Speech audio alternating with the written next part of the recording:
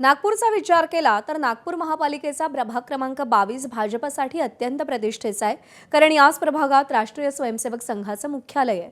मात्र यंदा या प्रभागातील भाजप नगरसेवकांवर निष्क्रियतेचा तसंच आवश्यक विकास कामांकडे दुर्लक्ष केल्याचा आरोप एका तरुण स्वयंसेवकाने केलाय।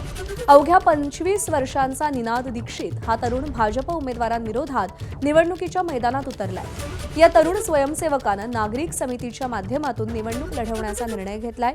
तो नेताजी सुभाषचंद्र बोस यांच्या फॉरवर्ड ब्लॉक या पक्षातून निवडणुकीच्या मैदानात उतरलाय।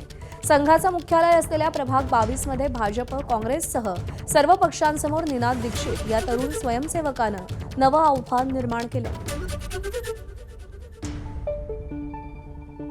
ज्या पक्षाच्या नगरसेवकांनी उपेक्षित आणि दुर्लक्षित ठेवल्या प्रभागाला, त्यांच्याकडे उमेदवारी अर्ज मागणे म्हणजे हे निरर्थक आहे। आणि जर असं असतं की निनाद दीक्षितला नगरसेवक व्हायचं आहे, हे जर ध्येय असतं तर निनाद दीक्षित कदाचित भाजपकडे गेला असता किंवा काँग्रेसकडे गेला असता।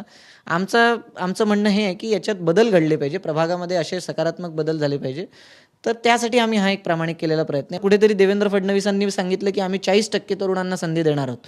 माझं आव्हान आहे की त्यांनी जर 40% म्हणजे साधारण इथे 60 जागा होतात नागपूर महानगरपालिकेत, 50 जागा जर तरुणांना दिल्या, युवा मोर्चाला, त्यांच्या पक्षातल्या युवा मोर्चाला जर 50 जागा दिल्या, तर निनाद दीक्षित हे आपलं अभियान वापस घेऊन घेईल, आपलं सीट वापस घेऊन घेईल। एबीपी माझा, उघडा डोळे बघा नीट।